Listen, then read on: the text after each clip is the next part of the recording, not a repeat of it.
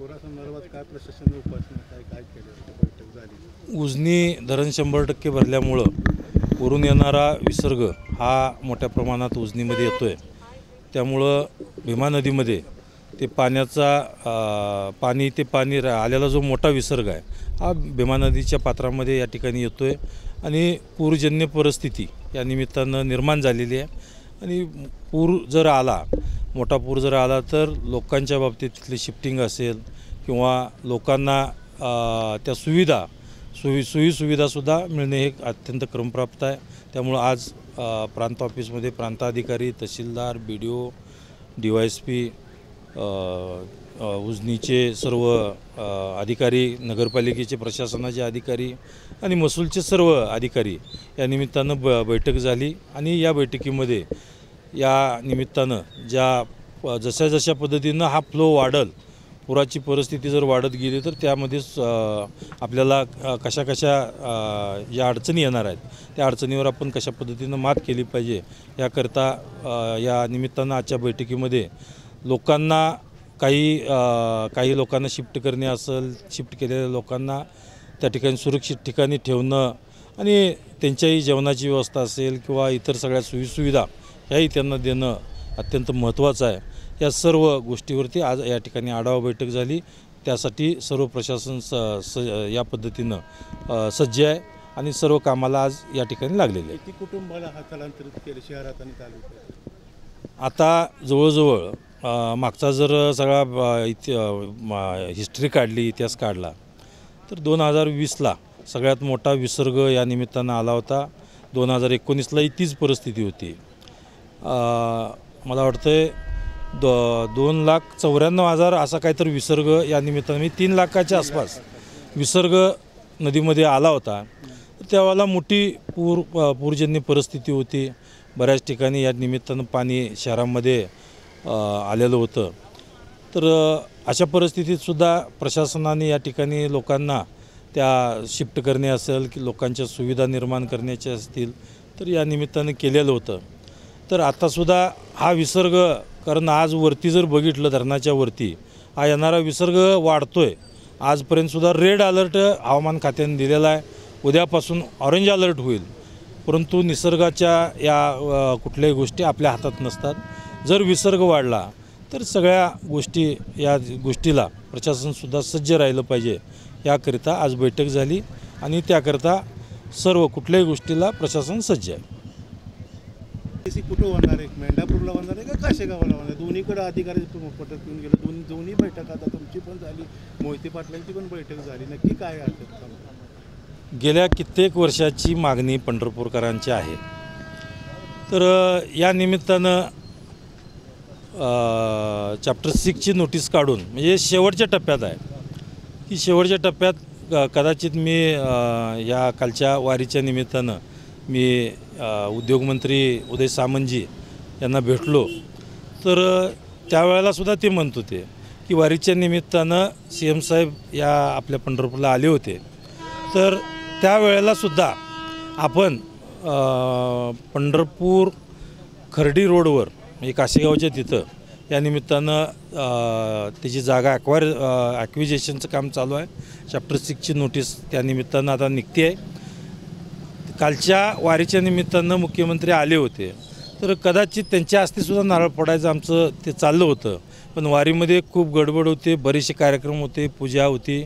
तर यामुळं हा कार्यक्रम पोस्टपोन केला आहे. तर येणाऱ्या काही दिवसांमध्येच नक्कीच हा काशेगावजवळ या ठिकाणी नारळ फोडण्याचा माननीय मुख्यमंत्री असतील, उद्योगमंत्री असतील, आमचे दोन्ही उपमुख्यमंत्री देवेंद्र फडणवीस साहेब, अजितदादा असतील, तर यांच्या हस्ते या निमित्तानं पंढरपूरमध्ये काशेगावजवळ नारळ फोडण्याचा कार्यक्रम 100% तर होणार आहे. परंतु आता आपण सांगितलं करकमजवळ आहे का मेंढापूरला, तर मेंढापूरलासुद्धा त्याची पाहणी झाली.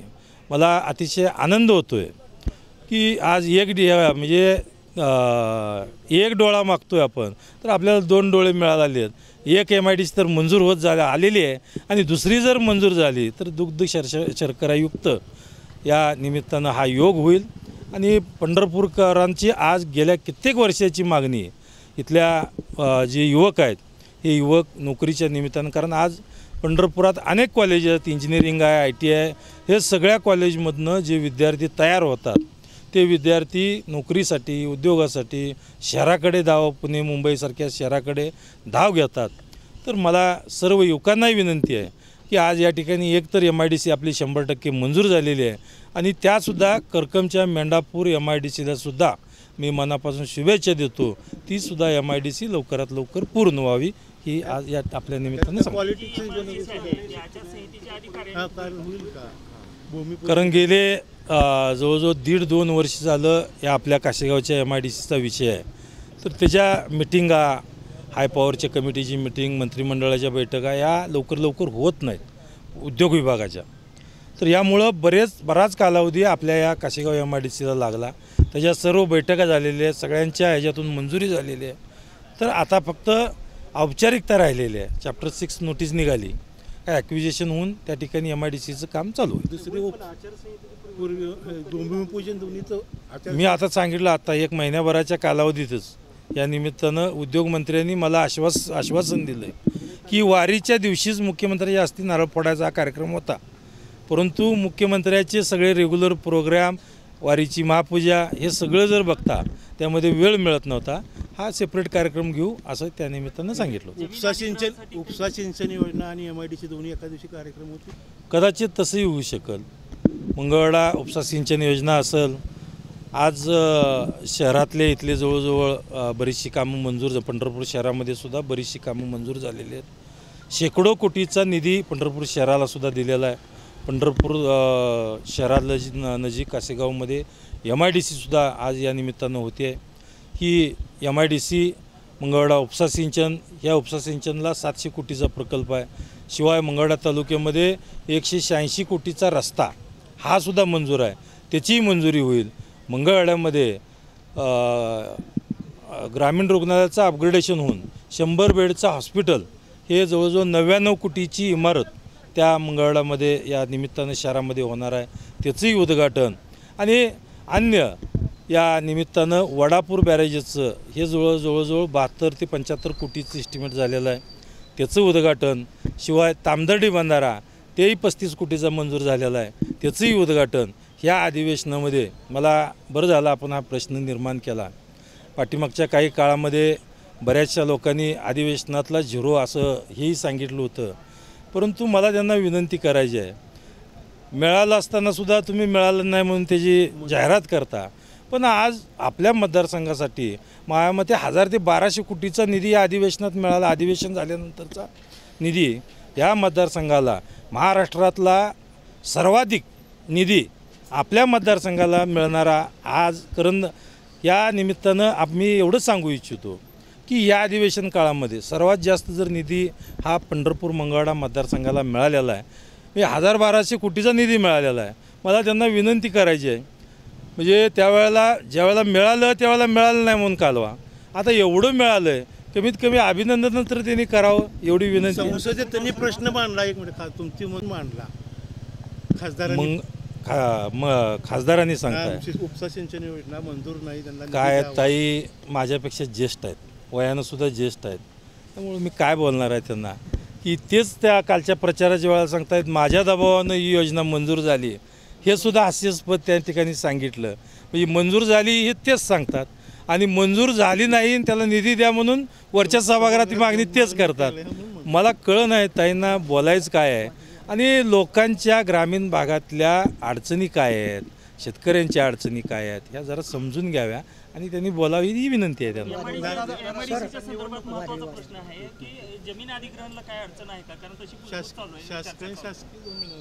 कुठलीही अडचण या निमित्तानं येणार नाही. 100% त्या ठिकाणी MIDC होईल आणि MIDC ही चालू करण्याचं आपल्या सगळ्यांचं जे स्वप्न आहे ते स्वप्न 100% पूर्ण होईल. वादळी वारे नुकसान भरपाई निवडणुकीत आगामी विधानसभा निवडणुकीत आज एक लोकशाही आहे. लोकशाहीमध्ये प्रत्येकाला या निमित्तानं लोकप्रतिनिधी म्हणून काम करण्याची इच्छा असते. प्रत्येक पक्षाला वाटतं आमचाही उमेदवार या निमित्तानं आला पाहिजे या रेसमध्ये. तर भावी आमदार आहेत. नक्कीच भावी आमदारांना सुद्धा या निमित्तानं भावी आमदारमधूनच शुभेच्छा देतो आणि त्यांनी अशाच पद्धतीने भावी आमदारमधून काम करावं. ही निवडणूक आहे. आज पंढरपूर मंगळवेढ्यातल्या जनतेवरती माझा 100% विश्वास आहे आणि नक्कीच एवढी विकास कामं आज या निमित्तानं आपण केलेली आहेत. तर या विकास कामाच्या जोरावरती आज एवढी विकास कामं करूनसुद्धा या मतदारसंघामध्ये बरीचशी कामं अजून अपूर्ण आहेत. ही कामं पूर्ण करण्यासाठी ह्या पंढरपूर मंगळवेढा मतदारसंघातली सर्व जनता सुज्ञ आहे आणि 100% याचा विचार करतील आणि परत एकदा मायाने माझ्याच पाठीवरती थाप मारून या ठिकाणी येणाऱ्या निवडणुकीमध्ये सुद्धा या निमित्तानं मला आशीर्वाद देतील ही माझी अपेक्षा.